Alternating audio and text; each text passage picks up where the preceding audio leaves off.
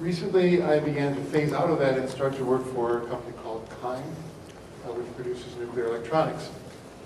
And by the way, if TSA ever stops you and wants to look at the electronics you brought with you, it's probably not a good idea to tell them, yeah, it's just nuclear electronics, don't worry about it.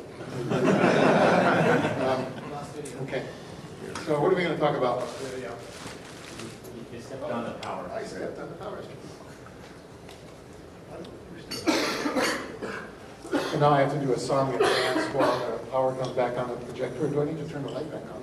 It's not this for everybody else. Well, this is where jokes about whether or not I'm an experimentalist or a theorist come in. Okay, while it's coming up, I'll just read what's on the slide. It's just a talk outline. Okay. I guess I have experimental possibility after all.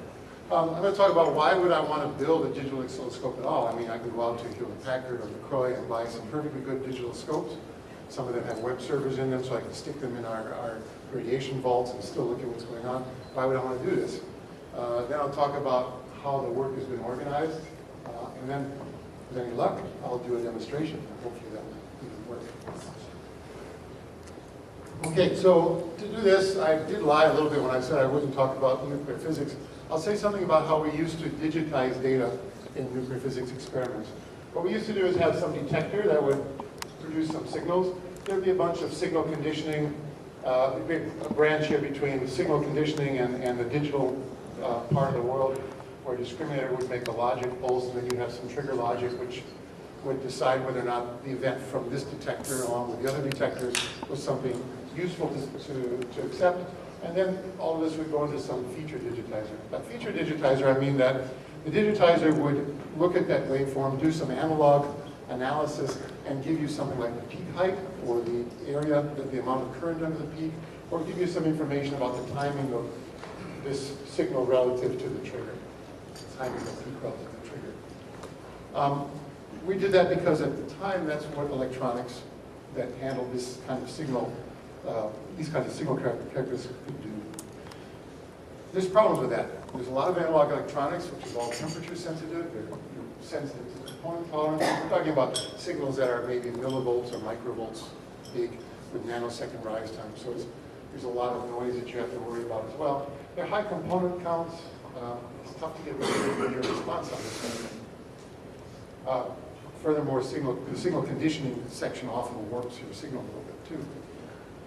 So what people have now been doing is using the currently available high-performance flash ADCs and just put the detector signal, maybe with a preamp, maybe with not, maybe without, directly into the flash ADC, into a flash ADC that has a field programmable gate array on the back end. Then you use firmware in that gate array to do the feature extraction. So the firmware looks at this signal, digitizing in real time, and gives you the peak position, gives you the peak height, so you get both timing and signal height, or it can do the charge integration and can do whatever filtering is necessary as well. The company I've been starting to work for, KIND Electronics, produces a family of these digitizers. I'll let you read the specifications. The one I brought with me is part of the desktop line. It's really used mostly in teaching laboratory settings, but this is 4 channels of 1 gigahertz digitizing ADC. You can stick firmware on the back end that will do peak and time determination, charge integration, whatever. And I'm sure that we could sell custom firmware development as well. All right, but nothing comes for free. For people who are used to setting up these old digitization systems, these old analog systems, these are a lot harder to set up. You have a lot more parameters. You have to, the sorts of things that you used to be able to kind of very incrementally look at through the signal chain with a scope. You now have all in one box, a whole bunch of parameters collected together. So a lot of the people who are using these systems for the first time have a hard time getting started. I've listed some of the parameters that you might have to deal with. And then, in addition, if you look at doing some of these, using one of these bits of firmware that does digital signal processing, there's a bunch more firmware-specific parameters. I'm not going to talk about those. Well, the first step in all of these is you have to capture the waveform, and this is very familiar. How many people have done have looked at signals, have done anything electronic? Yeah, a lot of good. Okay. So you'll recognize this picture, right? This is an oscilloscope for those who have not done that. The purpose of an oscilloscope is you put a signal into it, you define some trigger condition, and then you get to look at the waveform after that trigger. Okay. So our thought was that what we might produce is something that looked a lot like modeled the initial setup of these things like a digital oscilloscope, and that we could produce those. We could then add something that looked like this, which is a digital oscilloscope in Tickle, off to the customer. Digital oscilloscope in Tickle. So what does that look like? This is kind of a layering diagram of the software. We have a C API, and there's just a very small, thin Tickle wrapper on top of it that produces a command ensemble. Each subcommand in the command ensemble is a function of the digitizer library. Unfortunately, there's not a good event trigger coming out of this thing when it runs on, say, a USB interface. So there's a trigger thread which is continually polling the device for polling a register of the device to see if there's data available, and then that posts and the readout at the rest of the world, which is doing readout and formatting. And then above that, there's a controller view structure that's exactly like a model view controller architecture. So you can think of the piece down here as being the model, the piece over here being the controller, and then the view, which lives on top of Tickle TK, Tickle on top of TK and PTK, and then uses plot chart for graphics. And I saw Arjen was on the chat earlier but left, so I have to thank him in absentia for working with me on plot chart and doing the things that were necessary to make plot chart into something that's a little bit more real time than its initial intent. Other problem that we had to solve is that we have a wide variety of digitizers. Each of them has its own set of capabilities. So we can read some bits of information on the digitizer. We know what model it is, we know what form factor it is, we know the number of channels it has, but it's a bunch of other stuff that we need to know about a digitizer. If we're going to produce a time-calibrated display, we need to know the sampling frequency, we need to know the input range, things like that. Those are all held in a model capability database, which is just an SQLite read-only database that lives inside the star pack that this application lives in. Then there are, unfortunately, there was a design choice that was made after the first set of digitizers went out that input ranges, that the input range of the module, the range of voltage accepted by each of the digitizers, was an add-on option. It was an option at purchase time, and you have no way to know, given one of these boxes, what the input range actually is. So what I chose to do was, the first time I see one of these digitizers, that means the first time I see a serial number and a model, specific model with a specific serial number, I'll ask the user, which of the allowed voltage ranges have you got? And once they tell me, I put that thing in a writable database that lives out in the file system, so that the next time I see the same digitizer, I don't have to ask the question again.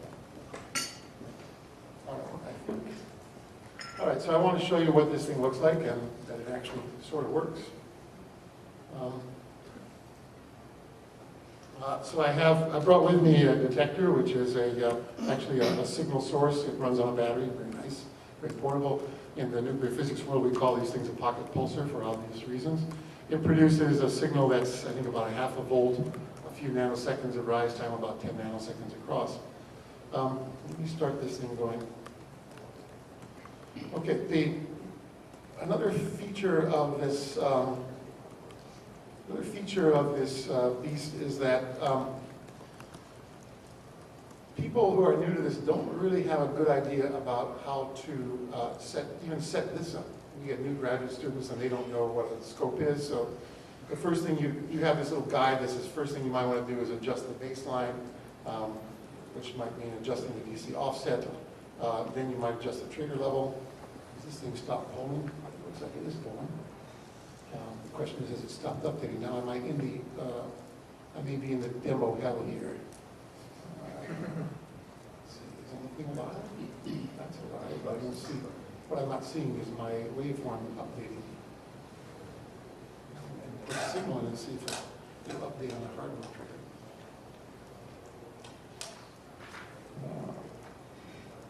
Yes, I'm in demo count. Okay, well, let's try to start this thing up again and see if we're any luckier. And watch Gerald as he waves around how much time I got that. Okay.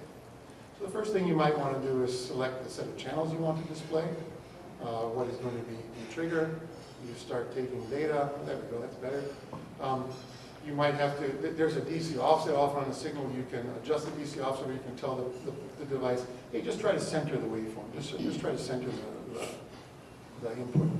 I'm going to skip a little bit to expert mode. Expert mode lets you control everything. I'm going to set the trigger level. I can run it up and down, or I just happen to know that somewhere around here is the trigger. I've split this signal and put it into 2 channels, so that's why you see in both of the guys. This drop down here lets me decide which of the channels is being controlled by the per channel controls. So I can move these guys around with DC offset so that they're not, so that they're both visible. I can control the number of samples that are acquired per trigger.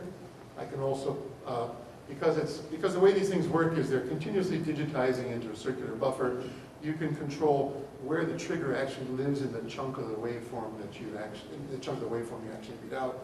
So I can control that with this pre-trigger adjust.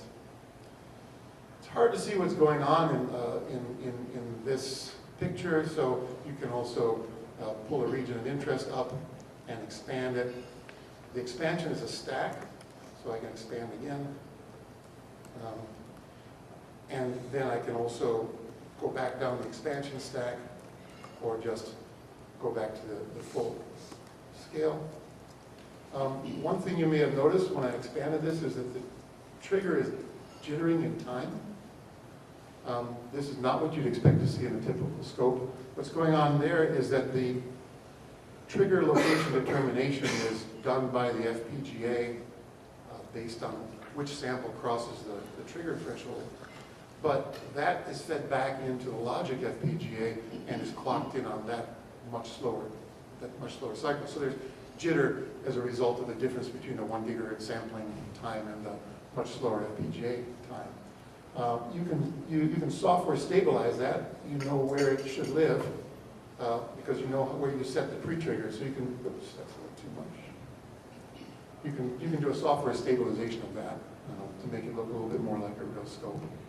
Let's see, most oscilloscopes have some grid on top of it, so you can see what your so you can do some visual measurement. You also have I guess I'm pointing at the screen, which doesn't help much. Up here is the cursor position, so you can kind of do some ad hoc measurements that way. If you're in the process of taking a region of interest, the region of interest is described up here both as a low-high position and as a range.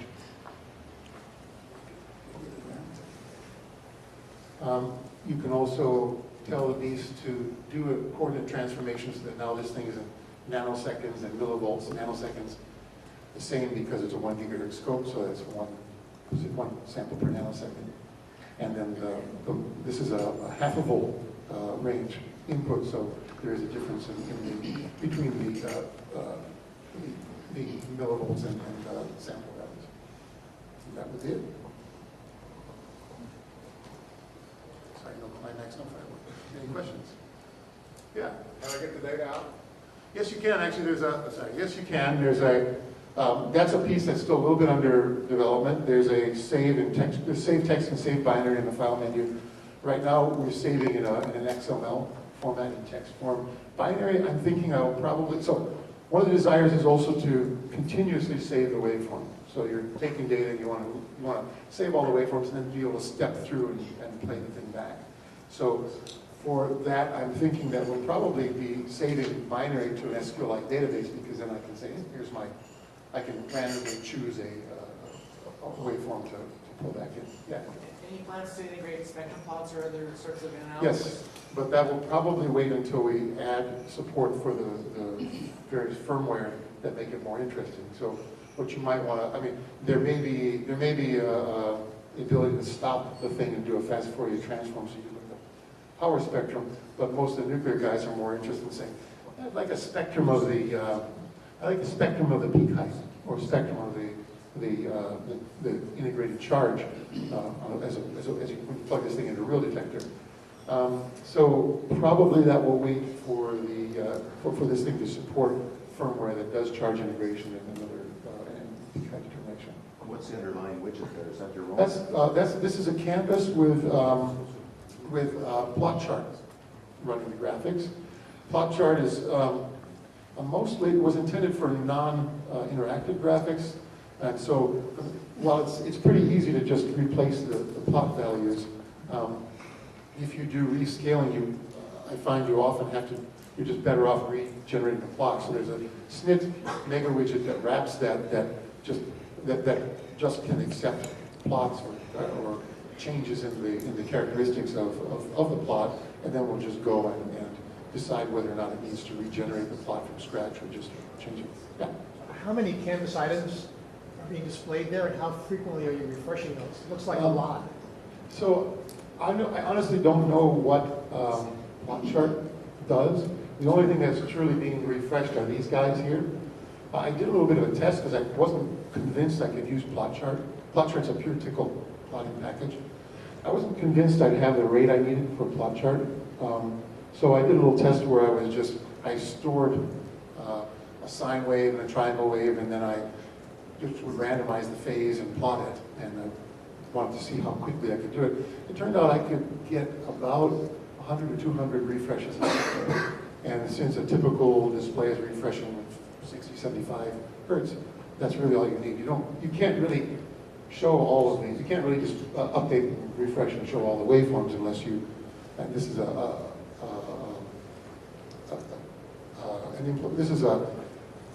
This is an additional feature we may add, where when I get a trigger, there may be multiple events stored in this device. And I'm reading all the events out, but I'm just plotting one of them. So we may wind up plotting all the events, kind of like a scope has persistence. And then, of course, I'll have one trace for each of the events that I happen to pull out of the thing, times the number of channels. Yeah. This real-time optimized plot chart is freely available at this point? It's really just plot chart now. So all of the things that I needed, mostly bug fixes, Ariane has put back into plot chart.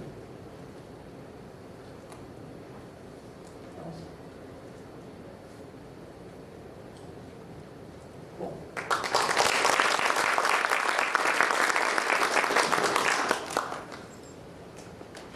Hey Ron, one question. Did you ever give away that cyclotron you were pitching a couple of years ago? You mean our K50? Yeah, the one you Well, we thought for a minute that Rochester University was going to buy it or take it away.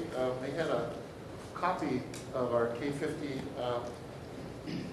and we thought they might use it for spare parts. And then they lost the funding to run their facility. So in the end, I'm afraid it was scrapped. But if you guys had